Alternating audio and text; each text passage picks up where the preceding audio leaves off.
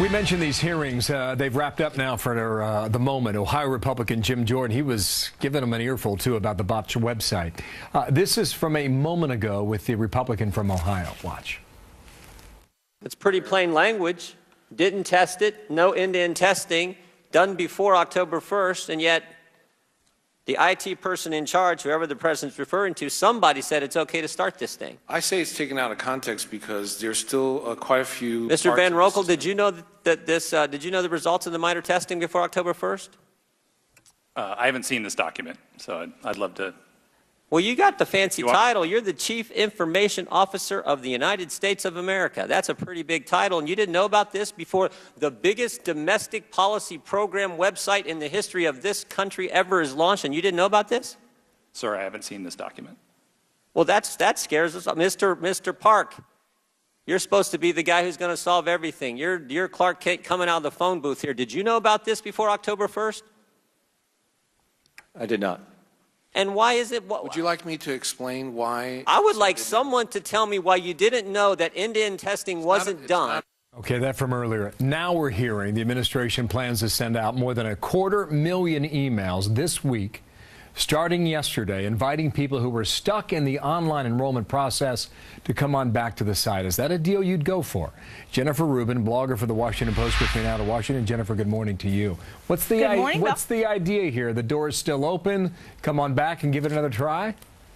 Well, this isn't just rearranging the decks on the deck chairs on the Titanic. This is like selling a new ticket to the Titanic. Who would want to come back into this system?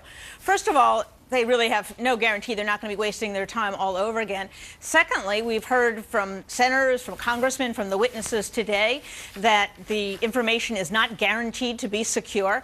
And third of all, what we're finding is that the product being offered there is cruddy.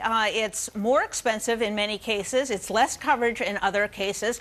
So I don't know what incentive those 250,000 people would have to come back. Well, there's a lot of them that are going to get these notices. As of yesterday, they started going out. What does it mean to be stuck on the website? I guess it means you got to a certain point with the application and you were frozen out, or the system didn't put you through, or the system went down.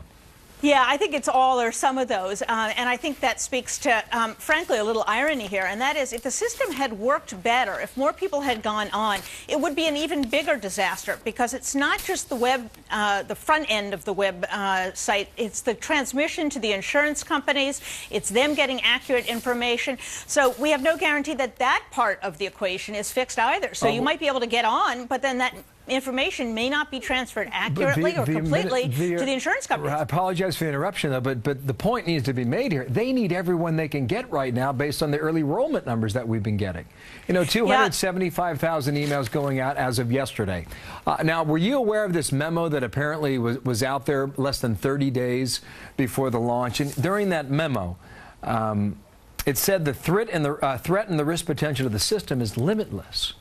Yeah. Limitless, and yet that was only 27 days before they went forward with it. Did we get a fair reading and fair answer as to why they did not halt the launch?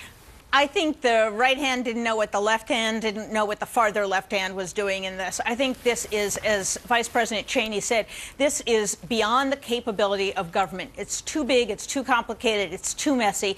It is impossible for mere mortals to make this thing work, and that's why we should repeal it. Wow.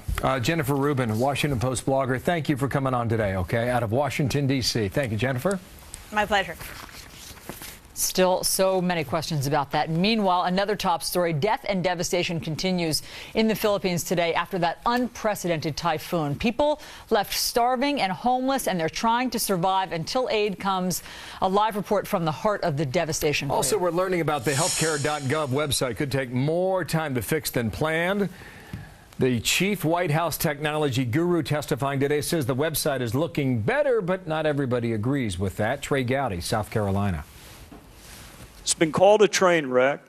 That's not fair to train wrecks. It's been called other things. They brought you in to fix it. Why didn't they bring you in to start it? Why didn't they bring you in to build it? Why are you doing a reclamation project? Why didn't you build it?